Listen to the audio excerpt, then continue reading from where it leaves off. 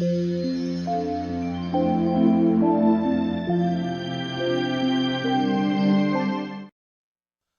주무셨지요? 예, 지금 오늘 아침에 비가 오더라고요. 오시는데 불편하지는 않으셨는지 모르겠습니다. 저희가 어저께 저녁에는 이스라엘의 멸망에 대해서 잠깐 살펴봤지만 오후에 여호수아서를 저희가 하다가 잠깐 멈췄었거든요. 그래서 오늘 이 시간은 어저께 오후 시간을 지금 이어서 계속 좀 저희가 살펴보도록 하겠습니다. 여호수아서부터 이제 구약에 있는 12권의 역사서가 시작됩니다. 근데 그 구약의 12권의 역사서는 크게 두 부분으로 나눠진다고 말씀을 드렸죠.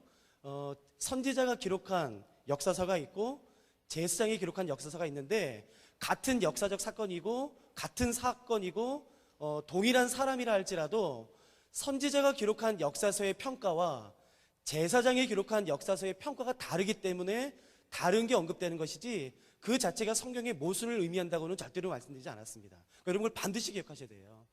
신학자들 가운데 이제 자유주의 신학자들이 많아요. 그래서 그분들은 성경의 권위를 인정하지 않기 때문에 그것이 이제 오류라고 말하지만 전혀 그렇지 않습니다. 관점의 차이일 뿐이에요. 그러니까 우리 가운데 중요한 것은 어떤 관점이냐를 이해하는 것이 굉장히 중요합니다. 여호수아서는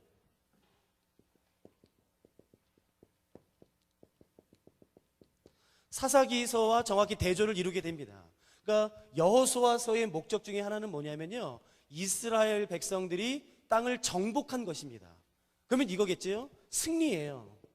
정복입니다. 도대체 승리의 비결이 뭐냐는 것이에요. 어떻게 이스라엘 백성들이 땅을 정복할 수 있었는가 하는 것입니다. 그래서 여호수아서를 읽으실 때에 반드시 우리가 여호수아서를 통해서 기억하셔야 되고 뽑아내셔야 될 진리는 뭐냐면은 이스라엘 백성들이 적은 숫자에도 불구하고 한 번도 군사훈련을 받지 않은 사람들임에도 불구하고 어떻게 하나님이 약속하신 그 땅에 들어가서 정복할 수 있었는가, 그 성공의 비결을 우리가 얻는 것이 여호수아를 읽는 가장 중요한 목적 중에 하나겠지요. 근데 이 여호수아와 대조되는 책이 사사기입니다. 사사기는 철저히 실패를 의미해요. 그래서 이 여호수아서와 사사기가 대조가 됩니다. 어떻게 해서 승리할 수 있었는가, 왜 실패했는가입니다. 그러니까 이런 것들은 저희가 지금 첫째 날부터 계속 다뤘던 주제 중에 하나이니까요. 그러니까 이렇게 넘어가도록 하겠습니다. 사사기는 어떻게 되냐면요, 사이클이 돌아갑니다. 이런 사이클이에요. 이스라엘 백성들이 죄를 범합니다. 그러면 하나님이 심판을 하세요. 근데 하나님이 심판을 어떻게 하시냐면요, 주변의 나라들을 통해서 하십니다. 주변의 나라들을 일으키셔서 이스라엘을 심판하세요. 그러면 이스라엘은 어떻게 하는지 아십니까? 고통 가운데 빠집니다. 그 고통 가운데 가서야 어떻게 하는지 아십니까? 회개를 해요. 잘못했다고 하나님께 빌어요. 그러면 그때 하나님이 사사를 보내십니다. 그래서 그 모든 문제를 해결해요. 그러면은 놀랍게도 평화가 옵니다. 그러면 또 죄져요. 요게 재밌는 것이에요. 또 죄져요. 그러면 하나님이 주변 나라를 일으키셔서 그 죄에 대해서 하나님이 심판을 하세요. 그러면 고통당해요. 그래서 하나님 살려달라고 부르짖어요. 회개해요. 그러면 하나님이 사사 보내세요. 그러면 평화가 옵니다. 그러면 또 죄져요. 여러분, 이 사이클이 6번 반복됩니다. 사사기에는요. 6번 반복되면서 점점 이스라엘 사람들의 신앙이 좋아져 갈까요? 아니면 점점 더 나빠져 갈까요? 점점 나빠져 가요. 점점 더 악해져 가요. 점점 더 잔인해져 가요. 그 이전에는요, 그렇게까지 잔인하진 않았다고요. 근데 점점 잔인해져요. 뭐 토막산이 사건을 내요. 여러분, 음란해져요. 심지어 제사장이 첩까지 둡니다. 그러니까 이전에는 상상하지도 못했던, 정말 상상하지도 못했던 그런 음란함과 죄악과 잔인함 가운데 이 사이클이 돌아가면서 점점 빠지고요. 죄송합니다. 이스라엘은 점점 영적으로 어두워져 갑니다. 점점 더 어두워져 가요. 여러분, 그때 하나님 그럼 뭐 하셨나요? 이스라엘은 영적으로 점점 더 어두워져 가고 이 사이클이 계속해서 반복되어져 갈 때마다 더 어두워지는데 이때 하나님은 뭐 하고 계셨나요? 이 사사시대에. 그러면 하나님은 이스라엘을 내버려 두신 것인가요? 내버려 두신 것처럼 보여요. 아니요. 이때 하나님이 한 가지 일을 하십니다. 이 모든 사사시대를 끊을 만한 그 하나님의 한 사람을 준비시키고 계세요. 그것을 말하고 있는 성경이 뭐냐면 바로 룻기입니다. 사사시대 예로 시작돼요. 그 룻기 시대에, 그 사사시대에, 영적으로 정말 어두운 시대에 사람들이 더 타락하고 악해지고 악랄해지고 잔인해지고 심지어 제사장도 타락해서 성적으로 물러나는 그때에 하나님이 뭐하고 계셨는지를 말하고 있는 책이 바로 룻기예요. 여러분, 하나님이 세상을 포기하지 않으셨어요. 그때 이 사사시대를 끊을 만한 한 사람을 준비시키십니다. 그 사람이 누군지 아시겠습니까? 그 사람이 바로 다윗이에요. 하나님이 룻기를 통해서 하나님이 그 사사시대에 다윗을 준비하고 계셨음을 보여주는 책이 바로 룻기예요. 그래서 저는 룻기를 너무너무 좋아해요. 여러분, 룻기는 읽을 때마다 힘이 납니다. 하나님 그 어두운 때 포기하지 않으셨어? 하나님 준비하고 계셨어? 하나님 여전히 소망을 가지고 계셔? 여전히 하나님의 백성들을 사랑하고 계셔? 우리가 이 부분에 좀 더 구체적인 것은요, 오늘 오후에 좀 더 다뤄보도록 하겠습니다. 그 영적으로 어두웠을 때에 하나님이 포기하지, 심판하시지만, 책망하시지만 하나님이 완전히 버리지 않으시고 하나님이 새롭게 하시는 은혜가 있는데, 그건 저희가 오후에 좀 더 자세히 살펴보도록 하겠습니다. 그래서 여호수아와 사사기와 룻기가 이런 의미의 책입니다. 그리고 나서는 이제 마지막 사사인 사무엘이 사울을 뽑아서 사울에게 왕으로 기름 붓게 되죠. 그래서 이제 사무엘을 끝으로 사사시대가 끝나고 사울부터 왕정시대에 들어가게 됩니다. 사울, 그 다음에 다윗, 솔로몬. 그걸 저희가 좀 더 정리해 드릴게요.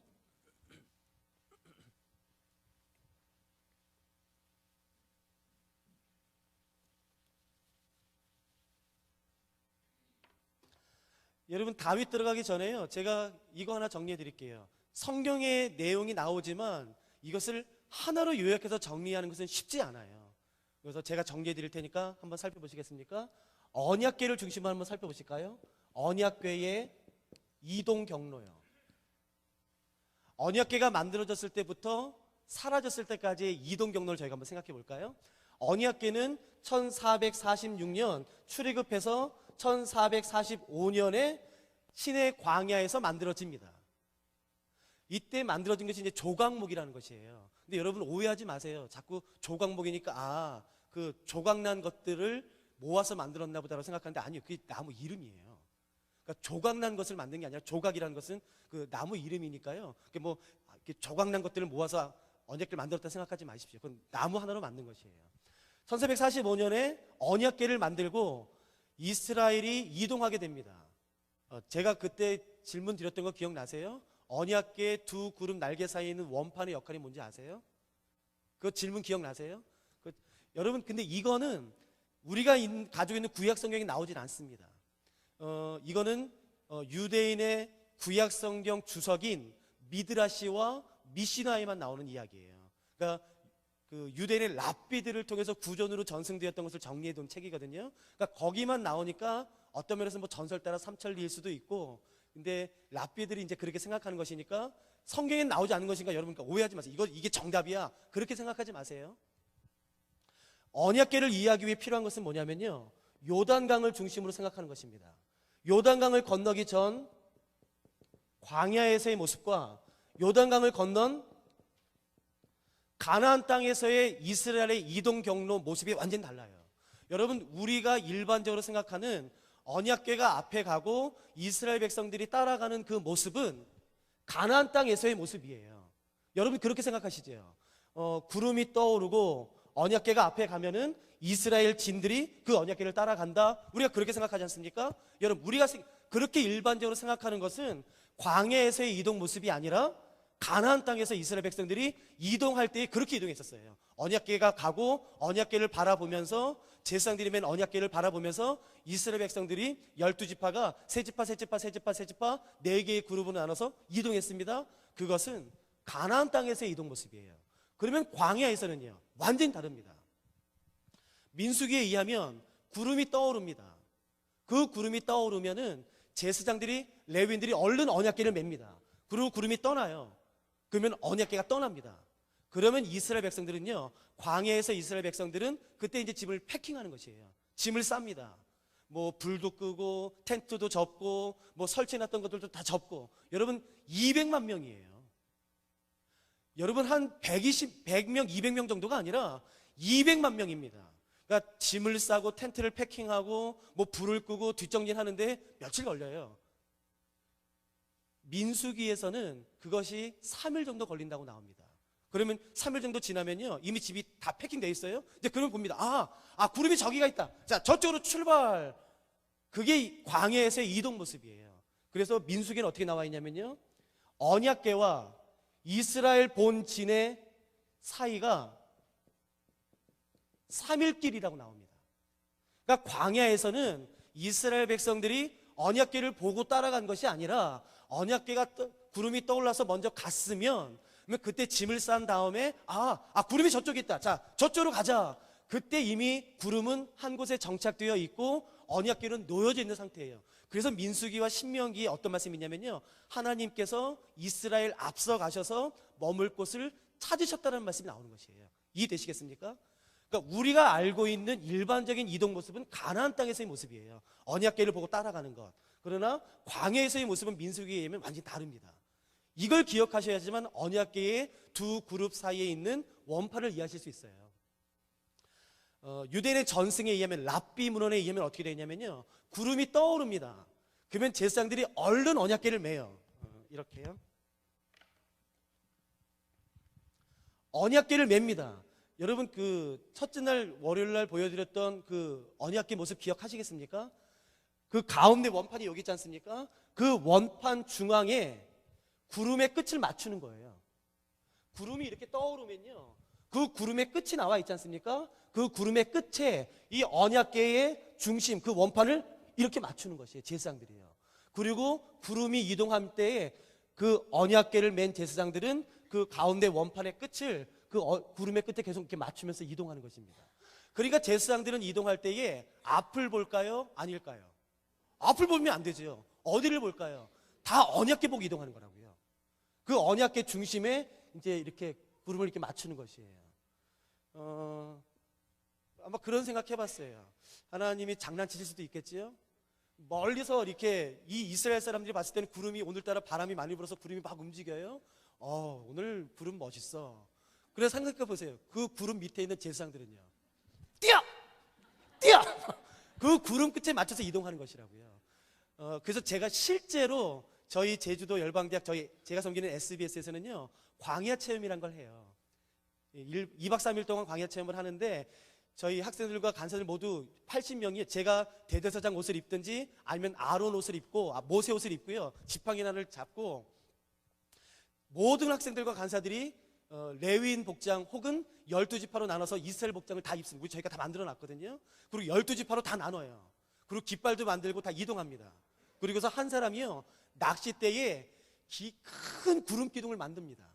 낚싯대로요. 낚싯대 이렇게 해가지고요, 철사로 아주 한 2m 30대는 구름 기둥을 솜으로 만들어요. 그리고 그것을 낚싯대로 이렇게 띄웁니다. 그러면은 4명을 뽑아서 저희가 언약궤도 만들었거든요. 그 언약궤를 매게 해요. 여러분, 언약궤를 맨 제사장은 자기가 갈 곳을, 잘 들어보세요, 스스로 결정하나요? 그러니까 아니라고요. 그러면 언약궤를 맨 제사장들은 어디로 움직이나요? 무엇에 따라가서 움직이나요? 구름이 가는 대로 움직이는 것이에요. 그래서 어떻게 하냐면요, 그 구름을 낚싯대로 이렇게 한 다음에 한 100명이 넘는 사람들이 움직이거든요. 그 구름이 가는 대로 이렇게 따라가는 거예요. 재밌어요. 구름 움직이는 사람은 쉽습니다. 그럼 밑에 있는 제사장들 어떻게, 뛰어! 난리도 아니라고요. 그러니까 정말 재밌다고요. 그런데 여러분, 제가 그렇게 경험했을 때 가장 재밌었던 것 중에 하나가 이거예요. 제가 한번 구름을 안 움직여 봤어요. 10분 동안. 그랬더니 언약궤를 메고 있는 제사장들이 어떻게 되는지 아세요? 이거 움직여야 되는데 10분을 못 참아요. 그럼 여러분 대답해 보세요. 구름이 안 움직이면 움직이는 게 원칙입니까? 안 움직이는 게 맞습니까? 안 움직이는 게 맞다고요. 구름이 안 움직이면. 그러니까 여러분, 하나님이 항상 우리가 바쁘게 사역하는 것만을 기뻐하지 않으신다고요. 이해되시겠어요? 구름이 멈춰 있으면 머무는 게 순종입니다. 구름이 갈 때 가는 게 순종이듯이, 구름이 움직이지 않을 때는요, 아무것도 하지 않는 것, 잠잠히 있는 것은 더 큰 순종이에요. 근데 여러분, 바쁘게 사역하는 게 더 쉽습니다. 저희는 사역자이니까 알아요. 아마 우리 목사님들과 사역자들 아시지 않습니까? 바쁘게 사역하는 게 훨씬 쉽습니다. 움직이지 않는 건 더 어려워요. 그러니까 그런 역할을 하는 것이 언약궤예요. 제가 다시 한번 정리해 드리겠습니다.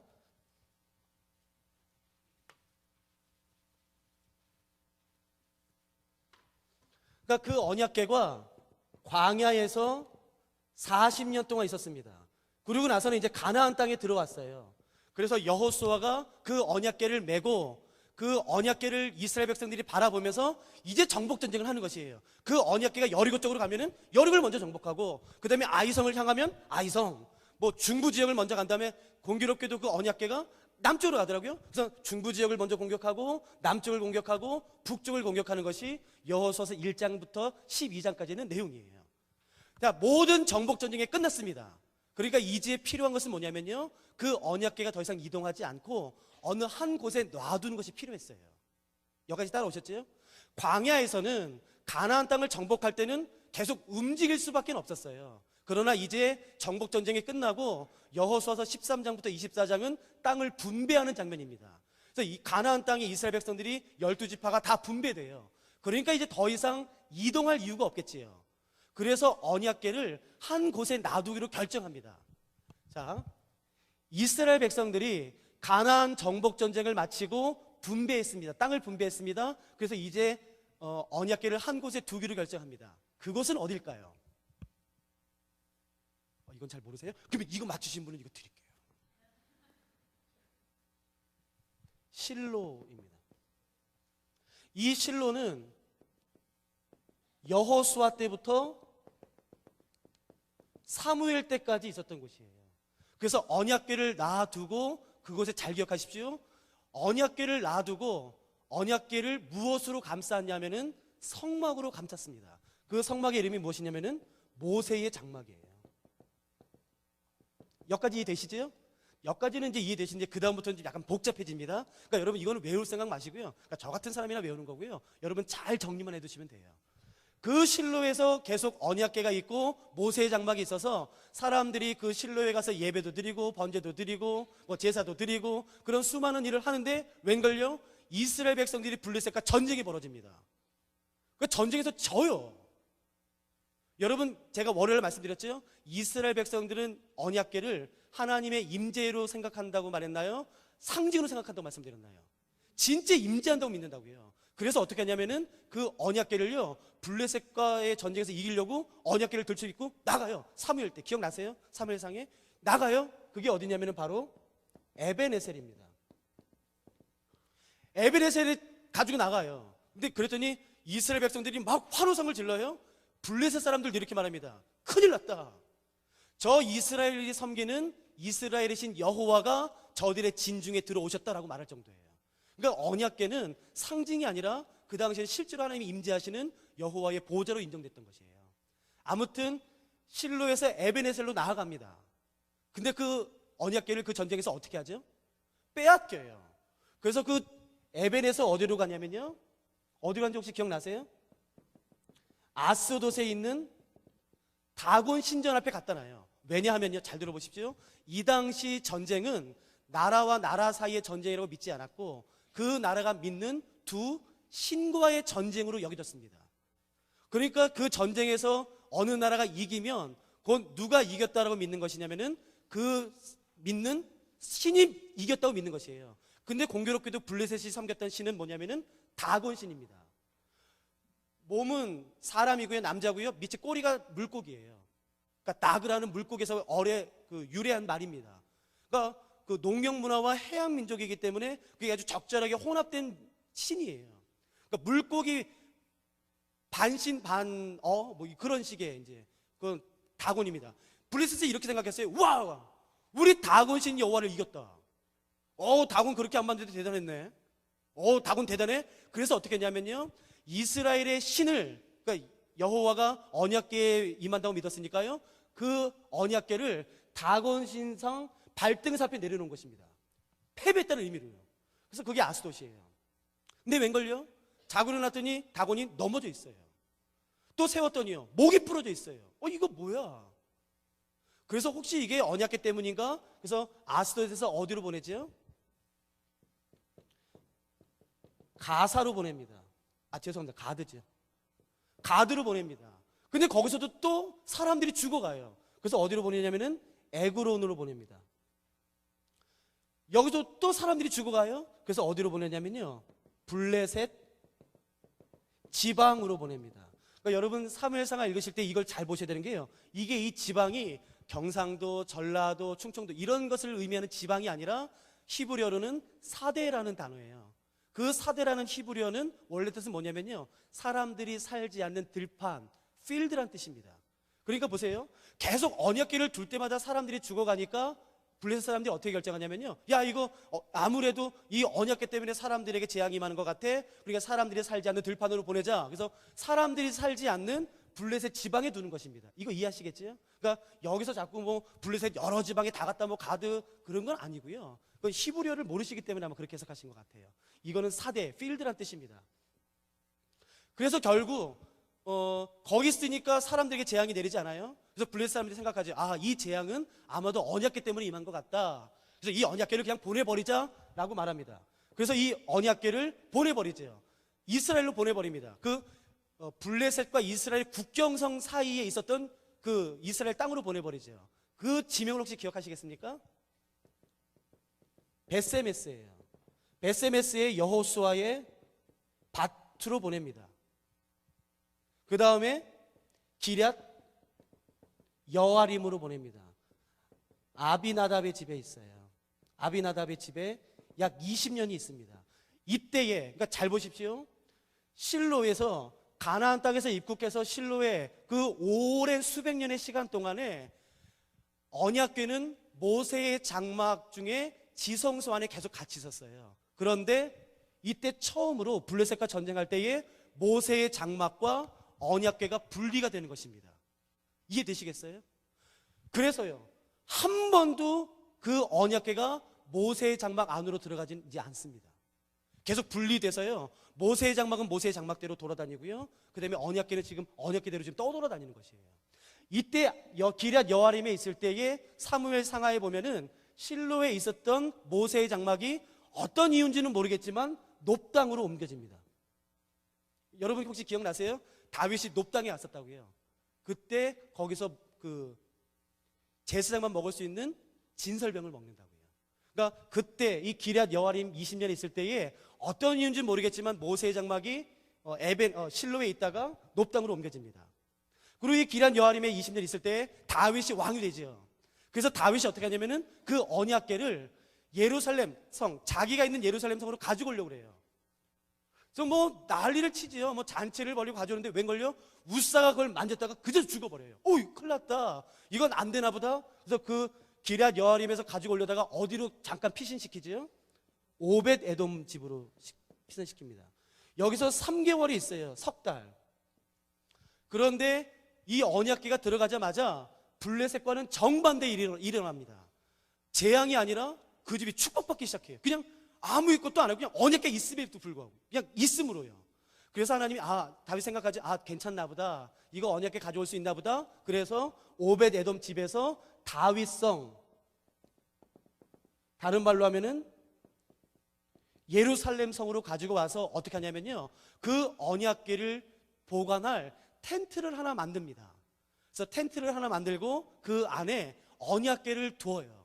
그래서 성경은 그 텐트를 뭐라고 부르는지 혹시 기억하시겠습니까? 다윗의 장막이라고 부르는 것이 돼요. 그러면 잘 보세요. 그러면 다윗이 왕이 되어서 언약궤를 예루살렘으로 가지고 와서 텐트를 만들고 텐트 안에 언약궤를 두었습니다. 그러면 그러는 동안에 모세의 장막은 어디 있습니까? 실로에 있었죠? 예. 그리고 어디 있었다고요? 높당이에요. 그리고 어떤 이유인지는 모르겠지만 그게 또 이동해서요, 어디로 이동하게 되냐면은 기브온으로 갑니다. 그러니까 실로, 높, 기브온으로 움직여요. 그럼 여러분 생각해 보세요. 번제단이 있는 곳은 다윗의 장막일까요? 모세의 장막일까요? 여기까지 따라오셨나요? 근데 제가 좀 놀란 거는요, 사실 이게 재미없는 부분이에요. 이게 뭐가 재밌습니까? 근데 너무 경청해 주셔서 너무 감사합니다. 근데 여러분, 이런 가장 좀 기초적인 지식들을 저희가 갖는 게 굉장히 유익해요. 근데 너무 잘 들어줘서 감사해요. 그냥 여기까지 더 들어가 볼게요. 제가 여기까지 안 가려고 했는데요, 잘 보세요. 번제단이 있었던 것은 모세의 장막이었을까요? 다윗의 장막이었을까요? 그러면 다윗의 장막에는 무엇만 있었나요? 그러면 모세 장막에는 모든 게 다 있었고 뭐가 없었나요? 언약궤만 없었던 것이에요. 그러니까 보세요. 내가 제사를 드리려면 모세의 장막을 가야 될까요? 다윗의 장막을 가야 될까요? 제사를 드리려면 뭐가 필요하죠? 번제단이 필요하잖아요. 물두멍이 필요하잖아요. 그러면 그게 있는 곳은 다윗의 장막이에요? 모세의 장막이에요? 모세의 장막이죠. 그래서 여러분, 다윗이 죽고 솔로몬이 왕이 되었을 때에 1,000번제를 드리기 위해 어디로 가는지 아세요?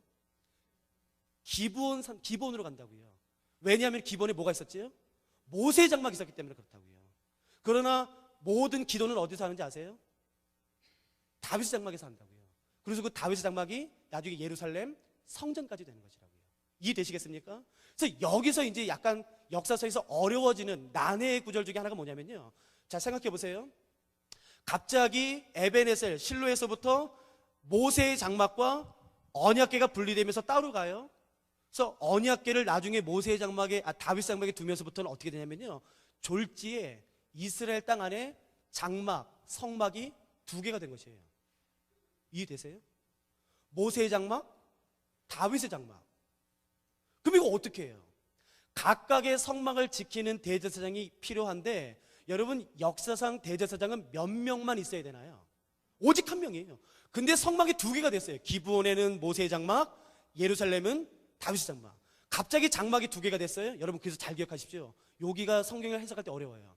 그래서 다윗부터 솔로몬이 예루살렘 성전을 짓기 전까지 이스라엘에는요, 대제사장이 갑자기 2명이 존재하게 됩니다. 그걸 제가 이제 풀어드릴게요.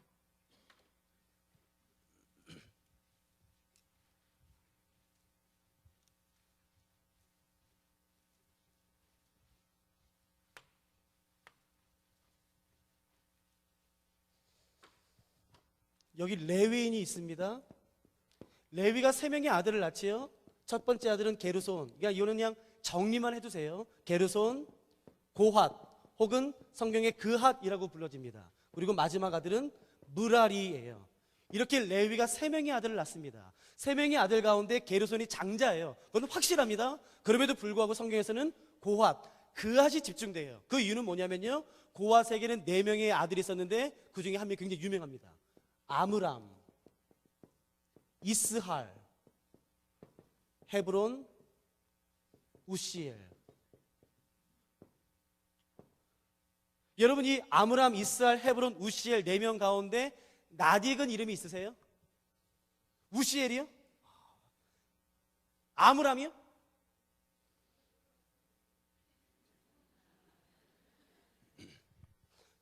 아므람이요.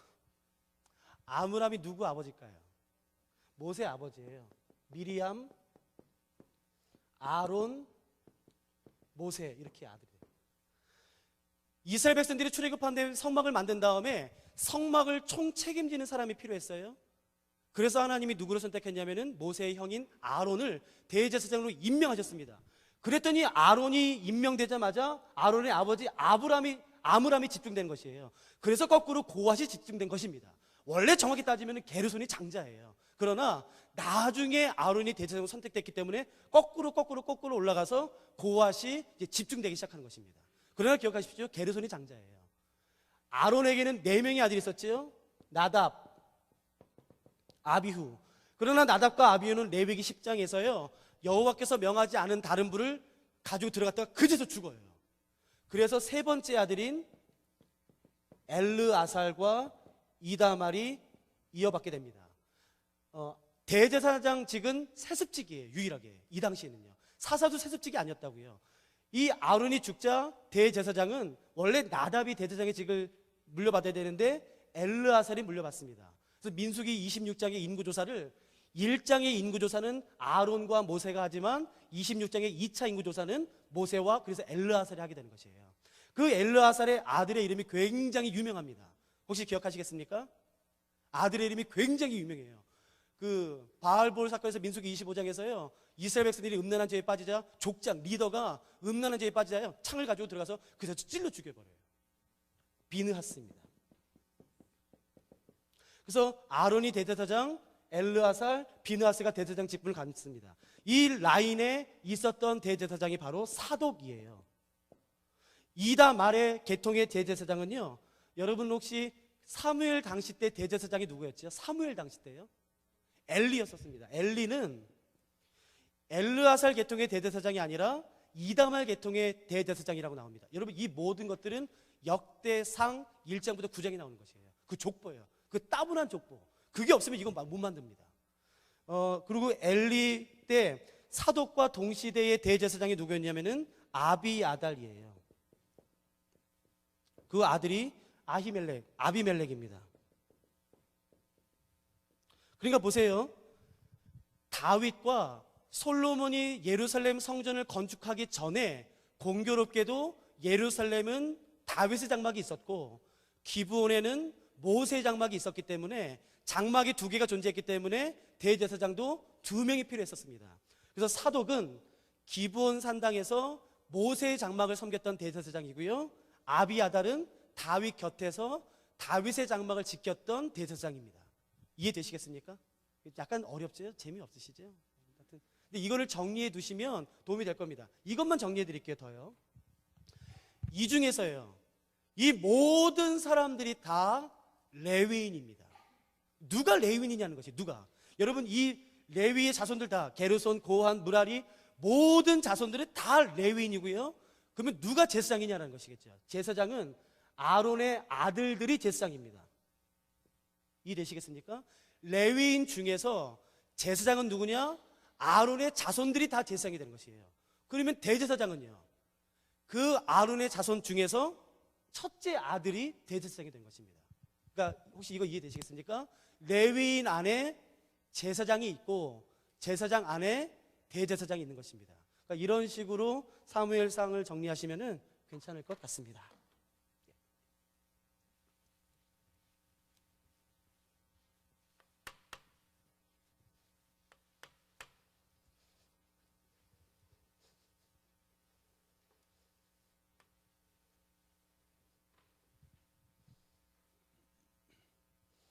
저희가 지금 다윗을 잠깐 살펴보실까요? 하나님께서 사무엘을 통해서 사울에게 왕으로 기름 부으셨습니다. 근데 여러분, 사무엘상에 이런 말이 나와요. 하나님께서 사울을 왕으로 선택하신 것을 후회하신대요. 그래서 하나님이 사울을 왕으로 세우신 것을 후회하셨기 때문에 다른 사람을 왕으로 세우기를 결정하시고 모든 이스라엘을 이제 찾기 시작합니다. 사울을 대신해서 왕이 될 다른 한 사람을 찾기 시작하세요. 역대하에 의하면 이런 말씀이 있습니다. 여호와의 눈이 온 땅을 두루 감찰하셨대요. 그러니까 사울을 대신해서 이스라엘을 다스릴 왕을 이제 하나님이 찾기 시작하는 것이에요. 그 하나님의 눈이 온 이스라엘을 다 다니는 것입니다. 그래서 최고의 그 가문에도 갔었겠죠. 하나님의 눈이요. 최고의 가문, 아니요, 거기도 없었어요. 최고의 학부, 최고로 머리가 똑똑한 사람들이 모여있는 학교에도 하나님의 눈이 갔겠죠. 사울을 대신할 왕을 찾기 위해. 최고로 잘 사는 동네에도 갔겠죠. 역대하 이렇게 나옵니다. 여호와의 눈이 온 땅을 두루 감찰하셨대요. 그러니까 사울을 대신할 왕을 하나님이 지금 찾고 계십니다. 그런데 그 하나님의 눈이 한 촌구석에 멈춰져요. 그래서 여러분 혹시 말씀 한번 잠깐 찾아보시겠습니까? 사무엘상 13장입니다.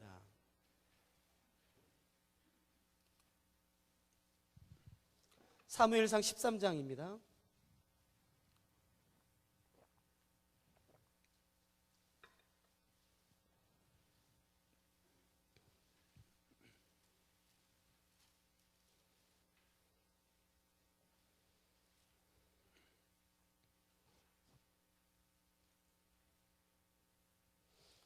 (13장) (13절부터) (14절) 두 절을 읽어드릴 테니까 여러분 이때 상황이 어땠는지 한번 잘 들어보십시오. 사무엘상 13장 13절 14절을 제가 읽겠습니다.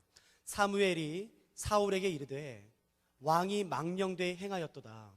왕이 왕의 하나님 여호와께서 왕에게 내리신 명령을 지키지 아니하였도다. 그리하였더라면 여호와께서 이스라엘 위에 왕의 나라를 영원히 세우셨을 것이거늘 지금은 왕의 나라가 길지 못할 것이라. 여호와께서 왕에게 명령하신 바를 왕이 지키지 아니하였으므로 여호와께서, 잘 보세요, 그의 마음에 맞는 사람을 구하여 여호와께서 그를 그의 백성의 지도자로 삼으셨느니라 라고 했어요. 그러니까 하나님은 어떤 사람을 찾고 계시냐면요, 하나님 마음에 맞는 사람을 찾고 계신 것이에요. 사도행전의 말씀도 기억나세요? 내가 이새의 아들 다윗을 만나니 내 마음에 합한 자라고 나와요. 합한 자라. 그분 도대체 다윗이 뭐가 대단했길래 하나님 마음에 합당했다고 말하는 것일까요? 하나님은 다윗의 어떤 것 때문에 이렇게 말씀하시는 거예요? 얘 보니까 내 마음에 합당해. 저는 간음 안 했거든요. 근데 다윗은 했잖아요. 여러분, 저는 살인한 적이 없거든요. 살인 교사한 적도 없거든요. 근데 다윗은 했잖아요. 여러분, 그런 사람이에요. 쇳덩어리예요, 그 사람. 그런데도 불구하고 왜 하나님께서는 다윗을 만나니 내 마음에 합한 자라고 말씀하셨을까요? 다시 해서 이렇게 질문 이것입니다. 하나님께서 다윗을 선택하신 이유는 무엇이었을까요? 우리가 그 이유만 알면 우리도 하나님에게 사용받을 수가 있겠죠. 이해되세요? 그 비결만 안다면, 하나님이 다윗을 선택하신 이유만, 그 비결만 안다면 우리도 선택받을 수가 있겠죠. 혹시 성경에 하나님이 다윗을 선택하신 이유가 나오나요? 나오니까 제가 질문하겠죠. 어디 나오는지 혹시 아시겠어요? 시편 78편 보시겠습니까? 저는 이 말씀을 참 좋아합니다.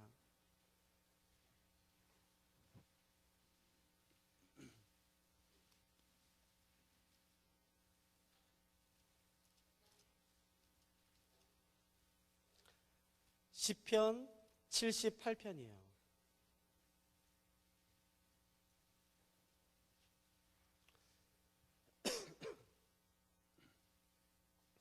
제가 70절부터 읽어드리겠습니다. 시편 78편 70절부터 잘 읽어드릴 테니까요, 혹시 하나님이 다윗을 선택한 이유가 무엇인지 알 수 있는 단어나 구절이 있으면 여러분 찾아보십시오. 78편 70절부터 읽겠습니다. 또 그의 종 다윗을 택하시되 양의 우리에서 취하시며 젖 양을 지키는 중에서 그들을 이끌어내사 그의 백성인 야곱, 그의 소유인 이스라엘을 기르게 하셨더니. 그러니까 보세요, 하나님께서는 다윗을 왕으로 선택하기로 언제 결정하셨는지 아세요? 다윗이 뭐 할 때인 줄 아십니까? 양칠 때예요. 골리앗과 싸워서 이기기 전입니다. 여러분, 우리는 무엇인가 하나님을 위해서 걸출한 일을 했을 때에 하나님으로 선택받기에 합당하다는 생각을 해요. 아니에요. 기억하십시오, 이 본문을. 하나님은 다윗이 골리앗을 싸워 이기기 전에 결정하셨어요. 이미 양을 칠 때예요. 그러면 도대체 다윗의 어떤 모습 때문에요? 72절에 나와 있어요.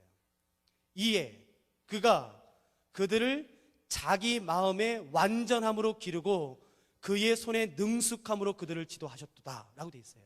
여러분, 개역 개정에는요, 그의 마음의 완전함이라고 번역했습니다. 혹시 개역 한글, 이 이전 성경을 가지고 계신 분은 없으시죠? 지금 이 이전 가지고 계세요? 거기는 무슨 단어로 되어 있나요? 성실함으로 되어 있습니다. 그때 사용된 히브리어가 톰이라는 히브리어예요. 그 톰이라는 히브리어는 성실로 번역되는 단어입니다. 근데 이것이 개역 한글에는 성실로 번역되었고요, 우리가 개역 개정으로 바꾸면서요 완전함으로 바꿨어요. 톰이라는 단어 뜻에는요 성실함도 있고 완전함도 있어요. 여러분, 하나님이 다윗이 양을 칠 때에 이 사람 됐다, 이 사람 참 양 치면 되겠다, 내 이스라엘 백성 치면 되겠다 결정하셨어요. 왜요? 톰이라는 단어 때문에. 톰, 그 단어의 뜻은 성실함입니다. 완전함입니다. 여러분, 그래서 제가 이것을 히브리어를 공부하다가요, 제가 영국에 있을 때에 제 학생으로 들어왔던 유대인에게 제가 물어봤어요. 여러분, 언어는 사전을 가지고 공부하는 것도 중요하지만 더 중요한 게 뭔지 아세요?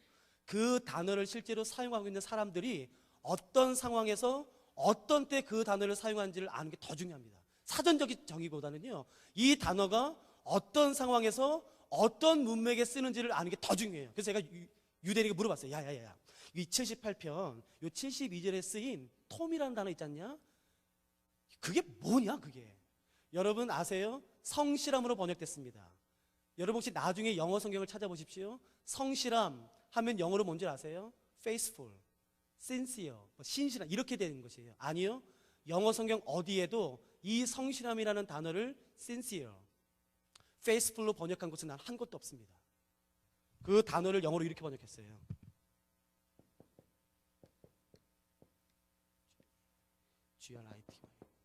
인테그리티로 번역했습니다. 인테그리티. 여러분 이 단어 뜻이 뭔지 아세요? 제가 유대인에게 직접 물어봤어요. 야야야, 너희 유대인들은 이 톰이라는 히브리어를 어떤 상황에서 쓰냐? 아니 누구한테 쓰냐? 제가 그 말을 듣고 깜짝 놀랐습니다.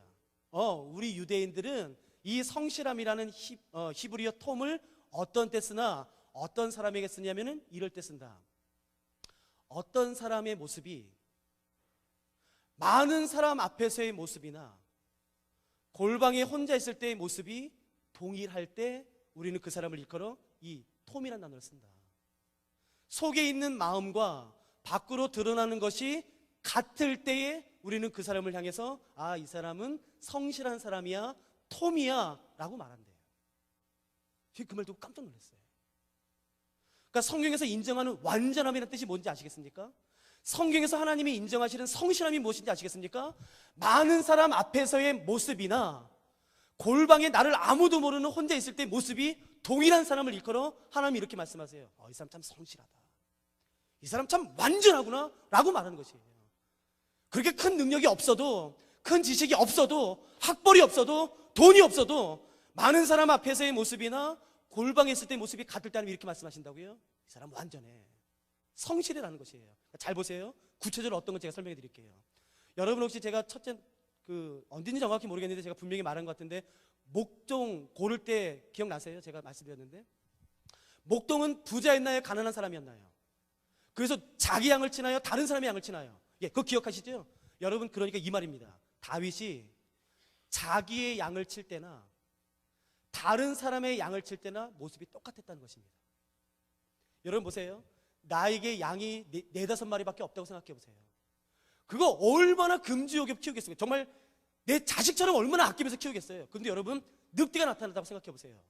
나 지금 네다섯 마리밖에 양이 없는데 여러분 그 양 버리시겠습니까? 이거 양 없어요. 나 이거밖에 없어요. 그럼 어떻게 하시겠습니까? 목숨을 걸고라도 싸울 거라고요. 죽을 각오라고 싸울 거라고요. 막 돌멩이를 던지고 막대기로 때리면서 그 내 양이 빼앗기지 않도록 싸울 거라고요. 여러분 다윗이 그렇게 했답니다. 기억하시죠? 근데 여러분 그렇게 하듯이 누구의 양도 그렇게 했는지 아십니까? 다른 사람의 양도 그렇게 했다는 것이에요. 다른 사람이 200마리, 300마리의 양을 다윗에게 위탁합니다. 너 오늘 할 일 없지? 여러분 이 당시 목동은요 정말 허드렛 일 하는 사람입니다. 이 당시는요. 너 오늘 할 일 없잖아. 양이나 쳐, 양이나. 그냥 아르바이트나 해. 여러분 다윗이 자기 양도 아닌 주변 마을 사람들의 양을 쳤다고요. 그런데 사자가 나타나고 곱이 나타났다고 사울 앞에서 말합니다. 그때 다윗이 어떻게 했는지 아세요? 여러분 아마 사자가 와서 다윗과 협상할지 모르겠습니다. 사자가 다윗에게, 곰이 다윗에게, 야, 오늘 내가 바쁘니까 200마리 중에 내가 한 마리만 물어갈게. 내가 이거 외에는 내가 더 이상 손대지 않을게. 여기서 협상 끝내자. 여러분 다윗도 좋지 않아요? 여러분 사자가 그냥 이렇게 먹지 않고 그냥 앞발로 훑고 지나가도 10마리, 20마리 뚝뚝 떨어진다고요. 근데 사자가 그렇게 협상하면요, 제가 다윗이라면 이렇게 하겠어요. 콜, 너 한 마리만 건드려라. 내 한 마리 너 주지만 2마리 안 돼? 그러면 사자가 말하겠죠? 콜. 그리고 한 마리만 가지고 오면 얼마나 좋아요. 근데 여러분 이렇게 된 거예요. 사자가 왔습니다. 한 마리를 물었습니다. 그러면 이러면 돼요. 그 한 마리만 버리고 나머지 보관하면 돼요. 다윗은 그렇게 안 했다는 뜻이에요. 그 한 마리도 찾기 위해 남의 양을 지키기 위해 자기 생명을 버렸다는 뜻입니다. 이게 얼마나 바보 같은 짓이에요. 여러분의 자녀가 그렇게 행동한다면 여러분 뭐라고 하실래요? 이런 바보야, 왜 그런 쓸데없는 게 목숨을 거냐, 그러지 않으시겠어요?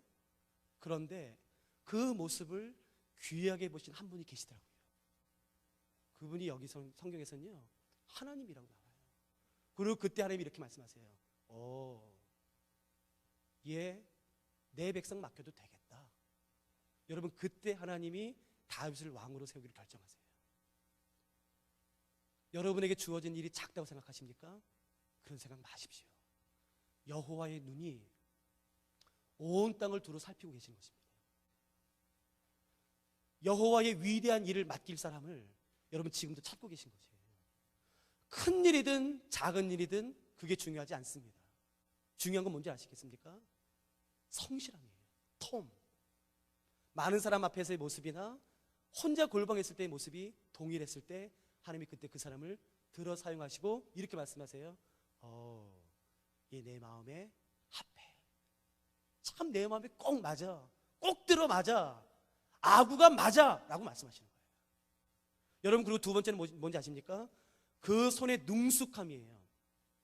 개역 한글, 이 이전 성경에는 아마 이렇게 됐을 것입니다. 그 손의 공교함이라고 되어 있을 거예요. 스킬풀이라고 되어 있습니다. 여러분 보세요. 다윗은 물맷돌을 던졌습니다. 여러분 한번 생각해 보세요. 다윗이 일평생 단 한 번도 물맷돌을 던져본 적이 없는데, 제가 실제로 어렸을 때 부흥회 갔다 이런 건 설교를 직접 들었어요. 다윗은 물맷돌을 던졌는데요, 그냥 골리앗을 향해서 물맷돌을 던졌는데 갑자기 성령님이 그 물맷돌을 잡으신 거예요. 그래서 성령님이 그 물맷돌을 골리앗의 이마에 빡 박은 거예요. 그래서 골리앗이 죽은 것입니다. 뭐 그럴 수도 있어요. 저는 그걸 그럴 수 있다고 생각해요. 그러니까 골리앗이 여기 있는데요, 다윗이 실수해서 너무 어려서 이쪽으로 던진 거예요. 이쪽으로. 그런데 성령님이 딱 잡아서 컵으로 쑥 가서 딱 맞은 것이에요. 뭐 그럴 수 있습니다. 그럴 수 있어요. 그러나 성경과는 위배됩니다. 스킬풀이에요. 여러분, 다윗이 골리앗을 만나기 전에 언제 나타날지 모르는 곰과 사자로부터 자기의 양을 지키기 위해 얼마나 많이 물맷돌을 연습했겠습니까? 5m, 10m, 15m, 20m 뭐 세워놓고 물맷돌을 얼마나 많이 연습했겠습니까? 얼마나 많이. 하나님이 지금 그걸 말씀하시는 거예요. 손의 공교함입니다. 능숙함이에요. 그때 하나님이 그걸 사용하셔서 골리앗의 이마를 깨버리신 것이라고요. 여러분, 기도 열심히 하십시오. 그러나 기도만 하지 마세요. 여러분이 하나님께 받은 은사와 재능을 갈고 닦으셔야 됩니다. 여러분, 그때 하나님이 때가 되면 그걸 사용하기 시작하실 거예요. 정말 사용하기 시작하실 것입니다.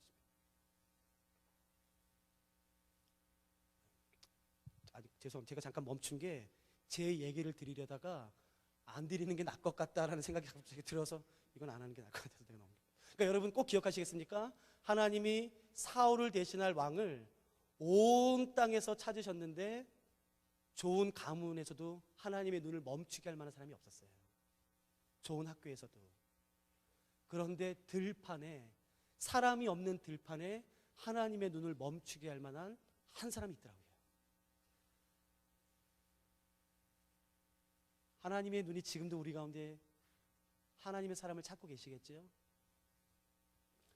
우리가 하나님의 눈을 멈추게 하는 사람이 되고 싶어요. 쉽지만 어렵지요. 모든 사람 앞에서의 모습과 골방에서의 모습. 여러분, 제가 설교할 때에 죄를 짓겠습니까? 당연히 안 짓죠. 제가 안 져요. 그렇게 양심이 무딘 사람이 아니에요. 근데 제가 이 모습 그대로, 말씀 전할 때 모습 그대로 내가 아무도 모르는 곳에서 내가 동일하게 산다면 하나님이 기뻐하시겠죠. 저뿐만이겠습니까? 아니요. 그건 모든 사람에게 적용되는 진리예요. 그러니까 우리가 좀 그렇게 살았으면 좋겠습니다. 열왕기 상하를 좀 들어가도록 하겠습니다.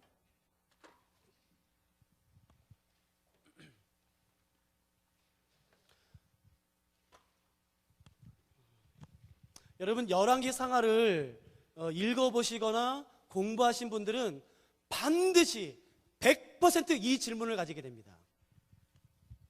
연대 문제예요.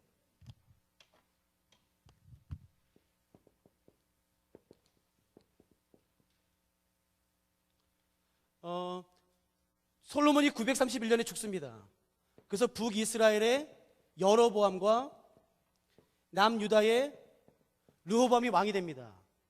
같은 해에 왕이 돼요. 같은 해에. 근데 재밌는 사실은요, 이스라엘의 역사와 남유다의 역사가 쭉 가다가 북이스라엘의 왕과 남유다의 왕이요, 한날 한시에 죽은 사건이 있어요. 한날 한시예요. 북이스라엘은 여호람, 여기는 아하시아입니다. 여호람과 아하시아, 여호람은 요람이라고도 불러집니다. 여러분, 저 영국에서 공부할 때에요, 저희 학교장님이 저희가 항상 이렇게 불렀거든요. Phil. 그 이름이 Phil이었어요. Phil 리지. 그래서 제가 항상 Phil 이렇게 불렀었거든요. 근데 나중에 졸업장을 봤는데 이름이 Phil이 아니에요. 그래서 깜짝 놀랐어요. 이름이 이겁니다. 필립이에요. 필립. 이해되시겠어요? 그러니까 영어권에서는요, 필립을 필립이라고 잘 안 부르고요, 그냥 약자로 필이라고 불러요. 여러분 혹시 영어 이름 가운데 앤디라는 말 들어보셨습니까? 앤디는 약칭이에요. 앤디라는 이름의 원래 풀네임은 앤드류예요. 그 앤드류라는 이름을 가진 사람들은요, 앤드류라고 부르지 않고 앤디라고 불러요. 그러니까 그런 언어 습관들이 있거든요. 그러니까 똑같이 히브리도 그렇습니다. 원래 풀네임은 여호람이에요. 근데 이것을 이스라엘 사람들은요, 요람이라고도 부르는 것입니다. 그러니까 오해하지 마세요. 이거 성경 오류야? 아니에요. 그건 좀 무식한 거예요. 공부를 안 하셨다는 뜻이라고요. 오해하지 마세요. 이 여호람, 요람과 아하시아가 한날에 죽습니다. 그러니까 잘 보세요. 같은 해에 즉위해서 같은 해에 죽었습니다. 그러니까 열왕기 상하에 나오는 연대를 계산하면 이 연대가 동일해야 되겠죠. 당연히 같은 해에 즉위했다가 같은 해에 죽었으니까. 그런데 연대를 계산하면요, 이게 아마 98년 될 겁니다. 그리고 밑엔 95년 돼요. 3년이나 차이 납니다. 3년이나. 아니요, 이 뒤는요 20년 차이 납니다. 이 북이스라엘과 남유다의 차이가요. 무려 연대 차이가 20년이나 나요. 그래서 이렇게 역대상하 공부할 때에 가장 빠지는 오류가 없는데 이거예요. 이거 뭐야 이거? 이거 왜 성경이 이렇게 틀려? 그런 두려움이 있어서 자꾸 열왕기상하를 공부를 못하게 된다고요. 걱정하지 마십시오. 이 연대 문제가 생기는 이유를 제가 말씀드릴게요.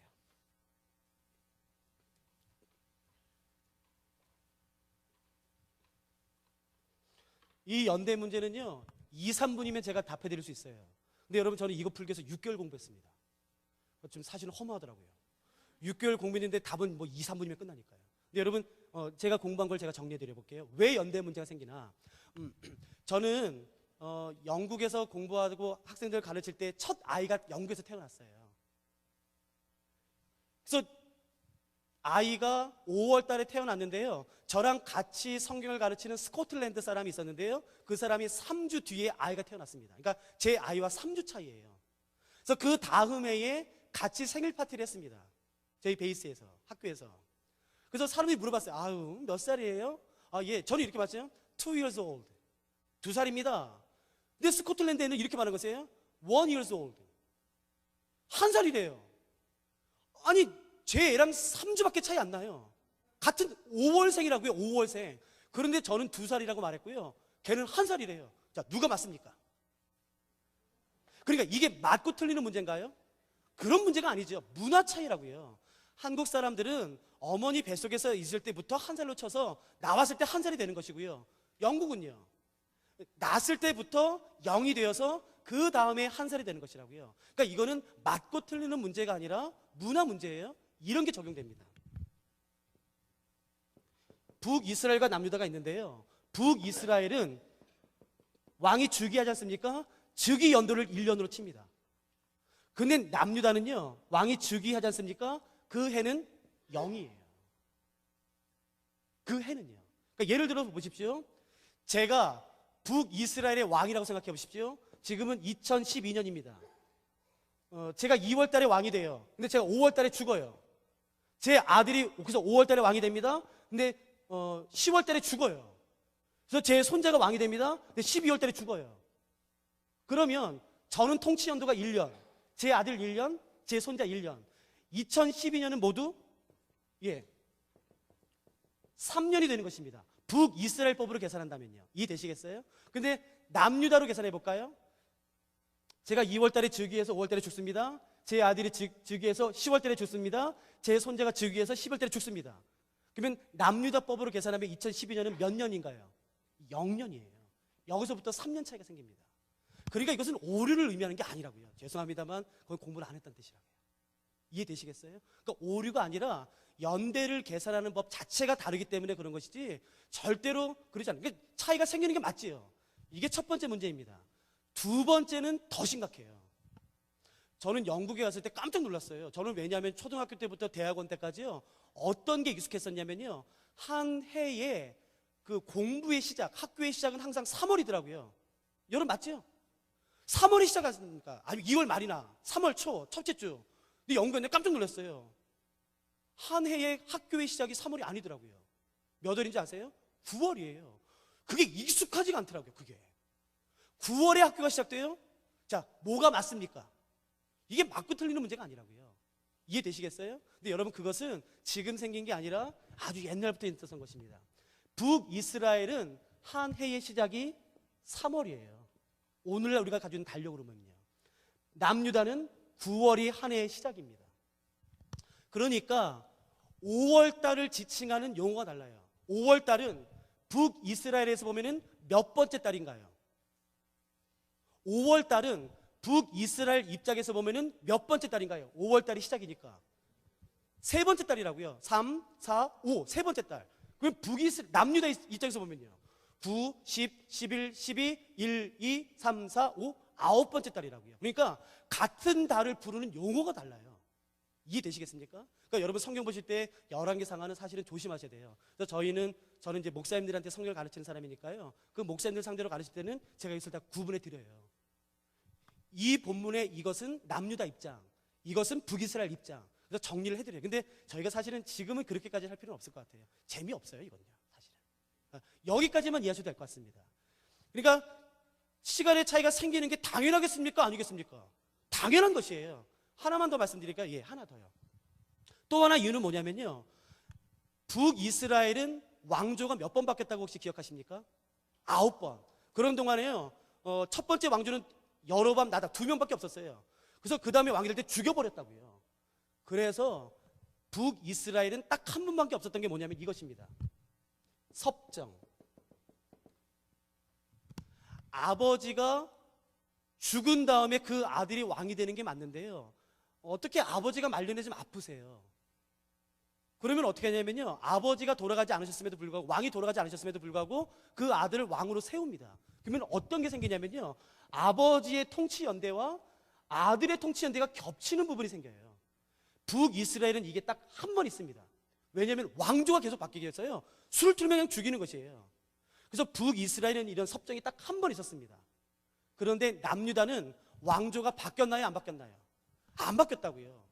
그래서 뭐 우시아도 말년에 문둥병이 걸리지 않습니까? 나병이. 그래서 그 아들이 대신 통치한다고요. 이게 무려 7번이나 있습니다. 그렇기 때문에 남유다는 통치 연대가 중복되어서 기록될 수밖에 없겠지요. 그래서 저런 이유 때문에 열왕기 상하에는 연도의 차이가 생기는 것입니다. 혹시 이해되시겠습니까? 그러니까 절대로 오해하지 마세요. 아유, 성경 이거 틀렸어. 그래서 좀 이렇게 어이구 넌 성경 많이 봤나 그런 말 하지 마세요. 너 이렇게 성경 공부 안 했냐 그러세요. 연대의 차이가 생기는 게 오히려 당연한 것입니다. 이런저런 이유 때문에 그렇습니다. 죄송해요. 빨리 넘어가야 되는데.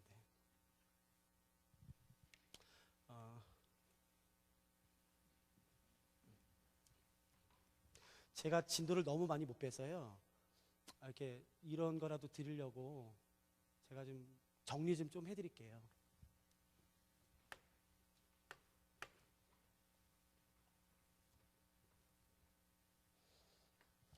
또 하나 정리하셔서 기억하시면 성경을 이해하고 나중에 해석하실 때 도움이 되는 걸 하나 말씀드리겠습니다. 북이스라엘은 모두 19명의 왕이었고 9개의 왕조였었는데요, 첫 번째 왕은 여로보암, 첫 번째 왕조는요, 그리고 나답입니다. 두 번째는 바사, 그 다음에 엘라, 그 다음에 세 번째 왕조는 시므리요. 시므리, 뭐 한글은 아니고요, 시므리. 그 다음에 네 번째 왕조는요, 오므리입니다. 여러분 보세요. 이 당시 북이스라엘에 대한 언급이 주변 나라에 많거든요. 그 주변 나라에는 북이스라엘 어떻게 불렀냐면요, 오므리의 나라로 불렀습니다. 그러니까 오므리는 위대한 왕이었을까요? 아니었을까요? 위대한 왕이었겠죠. 그래서 주변 나라들은 다 오므리 이후에 북이스라엘을 이스라엘이라는 문헌으로 비석 같은 데 정해두지 않았고요, 오므리의 나라, 오므리의 나라 이렇게 불렀다고요. 그러니까 그만큼 오므리는 굉장한 왕이었습니다. 굉장한. 그런데 성경은 단 8줄밖에 언급하지 않습니다. 그러니까 오므리가 무엇을 했냐면요, 외교를 뚫었어요. 무역을 뚫었습니다. 수도를 이전했습니다. 정치를 살렸고 경제를 살렸고 영토를 넓힌 걸출한 왕이에요. 한국으로 따지면 세종대왕급 됩니다. 이스라엘에서는요. 그런데 성경의 평가는 냉정한 것이에요. 8절밖에 언급이 안 돼요. 그 이유가 뭔지 아시겠습니까? 이 오므리가 어떤 한 가지 행동을 했기 때문에 그래요. 여러분 잘 보세요. 어저께 저희가 저녁 때 함께 나눴던 것이 무엇이었냐면은 여로보암의 죄입니다. 그 여로보암의 죄가 나답이 아버지의 길을 따르고 바사가 여로보암의 길을 따르고 엘라와 시므리가 여로보암의 길을 따름으로 말미암아 북이스라엘에는 여로보암의 죄만 흐르고 있었습니다. 그러니까 1, 2, 3 왕조 때까지는 북이스라엘에 아직 바알 숭배가 만연하지 않았어요. 물론 있었지요. 바알 숭배가 있긴 있었지만 그냥 민간 종교로 그냥 큰 세력을 얻지 못하고 조금씩 바알을 숭배하고 있었고, 이때 주 죄는 여로보암의 죄였습니다. 그런데 이 오므리가 어떤 행동을 하는지 제가 설명드릴게요. 여기가 지중해입니다. 여기가 사해고요. 요단강, 갈릴리입니다. 이 사해를 중심으로 이쪽에 있는 평원이 블레셋 평원입니다.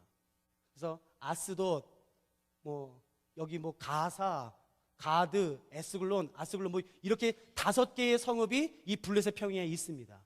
그리고 여기가 아셀 평야예요. 그리고 보세요. 이 해변 지역에요, 다 다른 나라가 차지하고 있어요.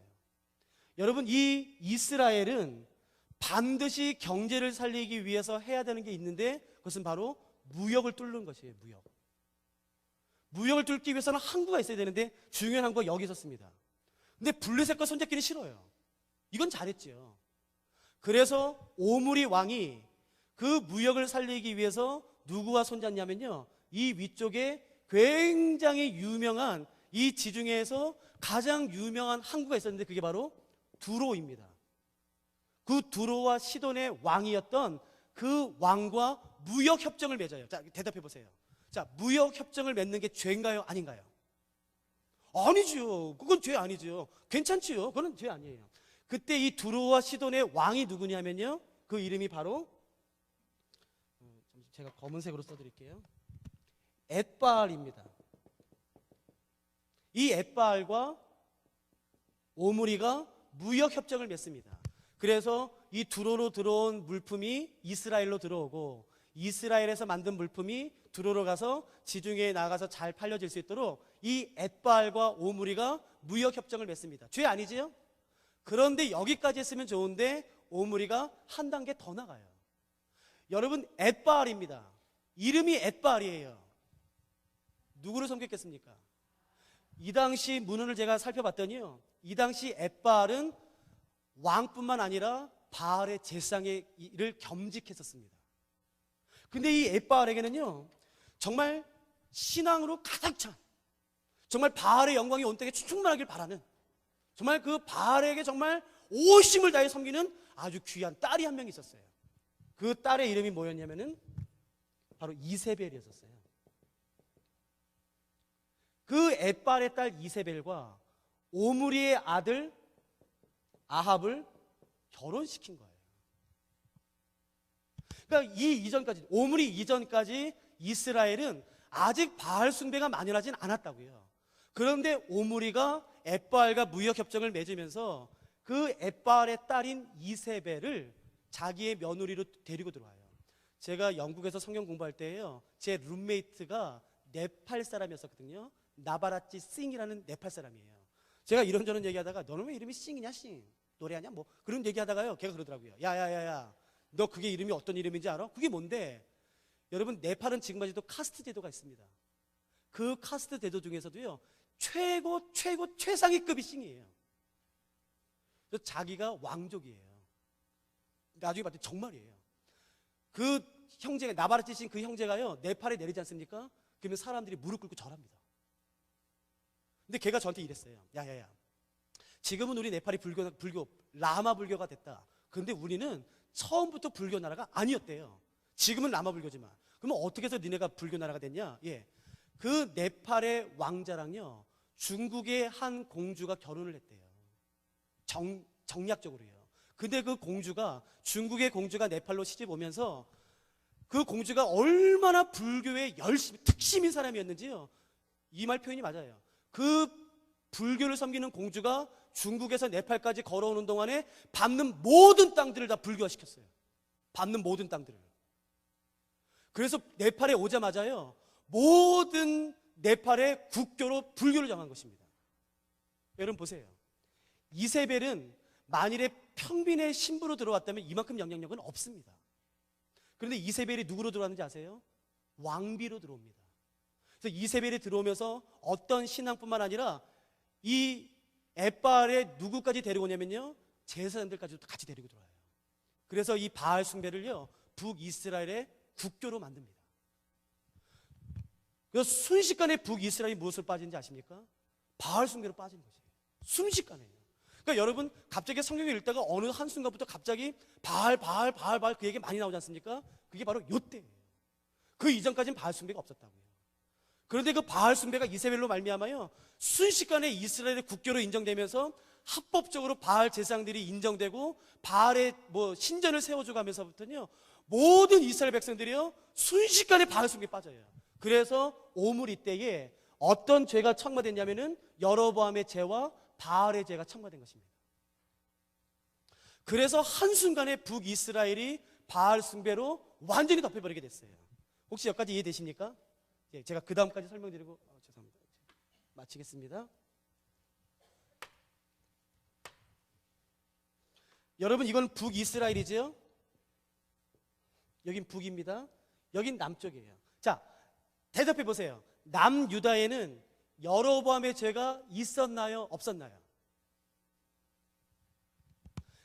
북이스라엘에는 여로보암의 죄가 있었나요? 없었나요?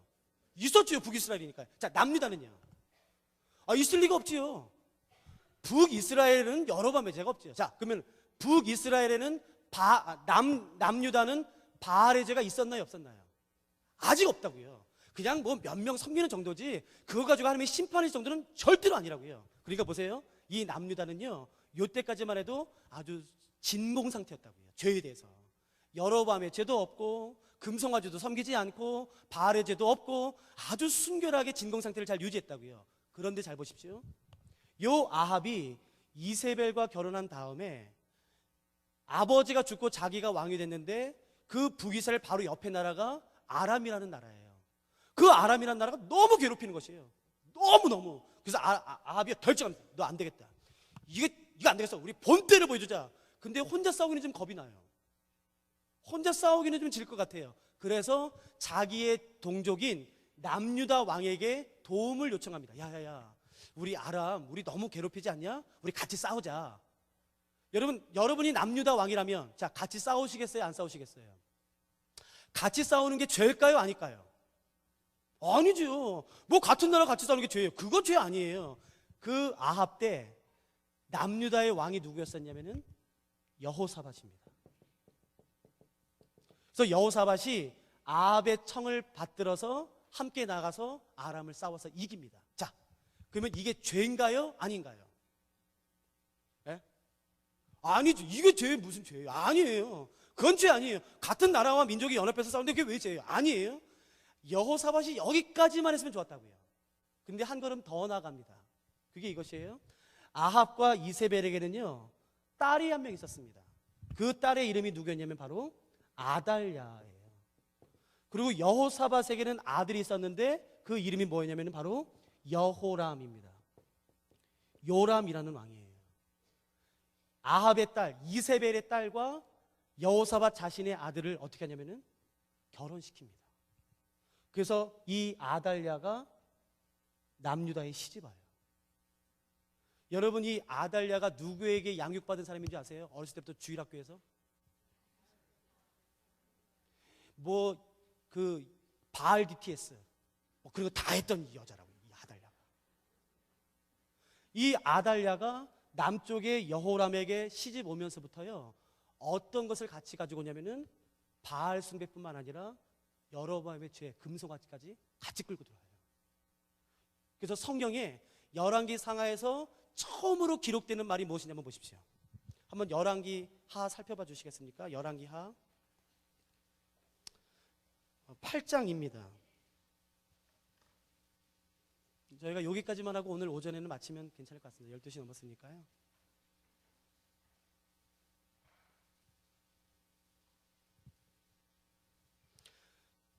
이거는 참 비극적인 말이에요. 그러니까 이 말씀엔 사실 집중되지 않습니다. 은혜가 되지 않는 구절이기 때문에 그래요. 근데 이 말씀은 역사적으로 너무너무 중요한 구절이기 때문에요. 반드시 이해하시는 게 중요합니다. 열왕기 하 8장 16절부터 제가 읽어보겠습니다. 8장 16절. 이스라엘의 왕 아합의 아들 요람 제5년에 여호사밧이 유다의 왕이었을 때에 유다의 왕 여호사밧의 아들 여호람이 왕이 되니라. 이해되시겠죠? 여호사밧의 아들 여호람이에요. 여호람이 왕이 될 때의 나이가 32세라 예루살렘에서 8년 동안 통치하니라. 여러분 18절이 처음으로 등장하는 구절입니다. 그가 누구의 길을 따르지요? 이스라엘 왕들의 길을 가서 아합의 집과 같이 하였으니 이는 아합의 딸이 그의 아내가 되었음이라. 그가 여호와 보시기에 악을 행하였다고 되어 있다고요. 여러분 보세요. 여호사밧 전까지는요, 이 남유다에 바알 숭배도 없었고, 뭐 없었다는 말이 완전히 없었단 말은 아니지만 바알 숭배도 없었고 여로보암의 죄도 없었습니다. 그러나 여호사밧이 이 바알의 숭배와 여로보암의 죄가 남유다에 들어올 수 있도록 어떻게 했냐면요, 문을 열었었어요. 그러니까 자기는 죄짓진 않았습니다. 이해되세요? 여호사밧은 자기는 죄짓진 않았어요. 그러나 문을 열어놨습니다. 그래서 아달랴가 시집 오면서 이 두 가지 죄를 다 같이 가지고 왔는데, 그래서 이 여호람이 아버지의 길을 따르지 않고 누구의 길을 따르냐면요, 장인의 길을 따랐다고 성경에 나오는 거죠. 아합. 그래서 바알을 섬기기 시작하고 여로보암의 길을 따라서 금송아지를 만들고 이상한 제사장들을 섬기기 시작했을 때가 바로 이때입니다. 그래서 여러분 제가 어저께 했던 말 기억나세요? 여호사밧의 평가가 선지자 입장과 제사자 입장이 다르다고요. 여러분 선지자 입장에서 보면 이것은 어떤 것인가요? 선지자 입장에서 보면요, 나쁜 거죠. 그래서 선지자가 기록한 열왕기 상하에서는요, 여호사밧의 평가가 안 좋습니다. 그러나 여러분 제사장 입장에서는요, 제사장 입장에서는 여호사밧이 전쟁할 때에 먼저 성가대를 조직하고 하나님께 예배하고 하나님께 기도했던 그 모습은 어떤 것인가요? 좋지요. 그러니까 제사장이 기록한 역대 상하에서는 여호사밧이 좋은 왕으로 언급되는 것이에요. 그러나 두 모습이 다 여호사밧에 있는 것이에요. 이해하시겠습니까? 관점의 차이일 뿐입니다. 그런데 여러분 보세요. 그래서 이제 북이스라엘과 남유다가 어떻게 되냐면요, 이제 어느 나라 할 것 없이 다 바알 숭배와 여로보암의 죄로 물결을 이룹니다. 완전히 뒤덮여져요. 자, 여러분 이때 여러분이 하나님이시라면 어떻게 하시겠습니까? 북이스라엘뿐만 아니라 이제 남유다까지도요, 그 두 가지 죄가 물 밑듯이 들어왔어요. 폭포수처럼 들어왔습니다. 그래서 어느 나라 예외할 것 없이 두 나라가 다 두 가지 죄악이 완전히 가득 차기 시작했어요. 자, 여러분이 하나님이라면 어떻게 하시겠습니까? 그래서 하나님이 어떻게 하시는지 아세요? 이때 이 두 가지 죄를 끊어버리세요. 그래서 북이스라엘은 예후를 보내십니다. 예후를 보내셔서 바알의 제사장과 이세벨과 뭐 아달랴를 다 죽여요. 그리고 남유다는요, 여호세바, 여호야다, 기억나세요? 그 제사장 요아스를 숨겨서 이 남유다도 종교개혁을 일으킵니다. 이제 하나님이 더 이상 참지 않으시고 이 두 가지 죄악이 북이스라엘과 남유다를 가득 찾아 여기서 끊어서 다시 새롭게 시작할 수 있는 기회를 주세요.